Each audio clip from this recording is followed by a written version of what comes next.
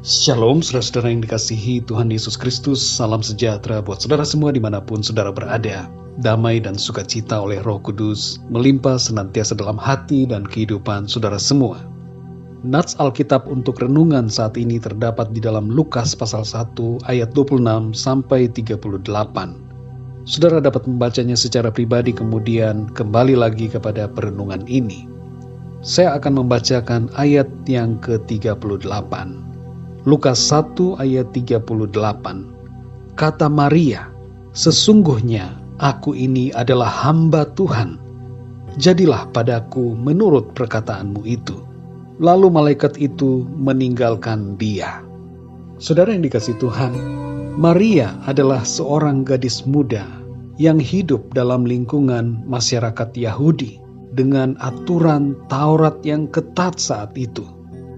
Ia menerima pesan dari Gabriel, malaikat Tuhan, bahwa ia akan mengandung seorang anak laki-laki, yaitu Sang Juru Selamat. Tapi yang jadi masalah adalah Maria belum menikah. Ada resiko dirajam sampai mati bagi seorang perempuan yang berzinah pada masa itu. Hamil tanpa suami bisa membuat Maria berada dalam ancaman kematian. Tapi saudara yang dikasihi Tuhan, Maria taat dan menundukkan diri kepada apa yang menjadi kehendak Tuhan. Sebagai anak-anak Tuhan, sikap kita hendaknya sama dengan Maria, yaitu berserah kepada apa yang menjadi kehendak Tuhan dalam hidup kita. Dari Lukas pasal 1 ayat 26 sampai 38 ini, ada 3 hal yang berkaitan dengan penundukan diri yang menjadi pesan buat kita semua. Yang pertama, saudara, penundukan diri berarti ketaatan. Maria adalah seorang yang taat kepada Tuhan. Dalam ayat yang ke-27 disebutkan bahwa ia adalah seorang perawan. Ini merupakan salah satu indikator mengenai ketaatan hidup Maria. Meskipun ia sudah bertunangan, ia tetap menjaga kesucian dirinya oleh karena ketaatannya kepada perintah Tuhan. Orang yang menundukkan diri akan menunjukkan sikap ketaatannya dalam kehidupan sehari-hari. Yang kedua, saudara, penundukan diri berarti percaya. Pesan malaikat Tuhan buat Maria terdengar aneh sebenarnya. Bagaimana mungkin bisa hamil kalau belum bersuami? Bagaimana mungkin bisa mengandung kalau tidak ada hubungan dengan seorang laki-laki?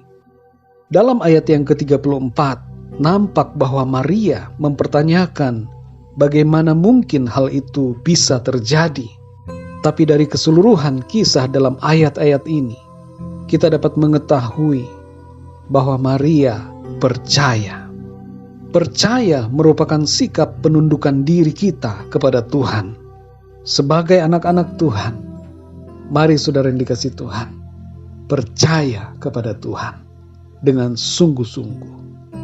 Itu adalah wujud dari penundukan diri kita kepada Tuhan. Yang ketiga, saudara, penundukan diri berarti menerima setiap kehendak Tuhan. Ciri orang yang menundukkan diri pada Tuhan adalah menerima kehendak Tuhan atas dirinya. Perhatikanlah ayat ke-38. Di situ Maria berkata, "Sesungguhnya aku ini adalah hamba Tuhan. Jadilah padaku menurut perkataanmu itu." Mungkin dalam waktu yang singkat terbayang dalam pikiran Maria akan resiko yang harus ia terima. Berbagai pikiran bisa saja terbersit, dan berbagai pertanyaan akan kemungkinan-kemungkinan yang akan terjadi bisa saja muncul dan mengganggu benaknya, saudara. Namun demikian, Maria menerima dengan rela kehendak Tuhan atas hidupnya. Saudara yang dikasihi Tuhan, mari kita koreksi diri kita masing-masing. Adakah kita taat kepada Tuhan? Adakah kita percaya kepada Tuhan? Dan apakah kita menerima setiap kehendak Tuhan dalam hidup kita?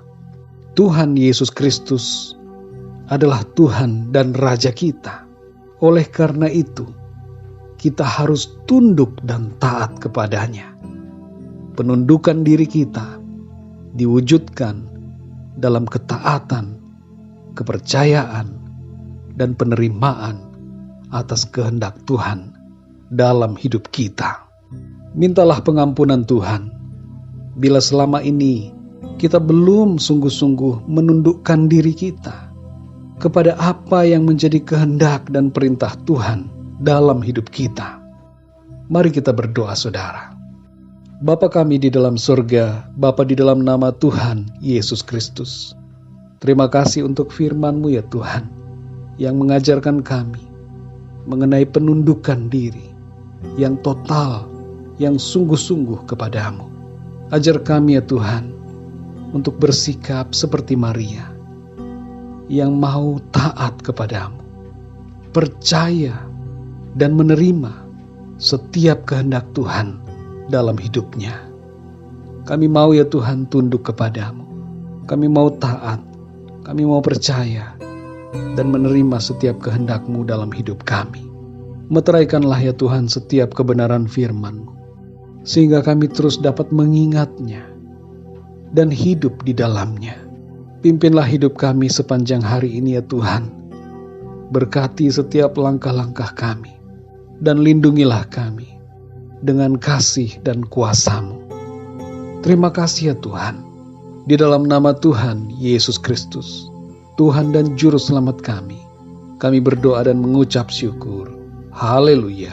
Amin. Puji Tuhan, saudara yang dikasihi Tuhan, saya percaya firman Tuhan menjadi berkat dan kekuatan buat saudara semua. Dan Roh Kudus akan menolong saudara untuk lebih lagi memahami kebenaran firman Tuhan. Tuhan Yesus memberkati saudara semua. Sampai jumpa dalam renungan yang berikutnya. Haleluya.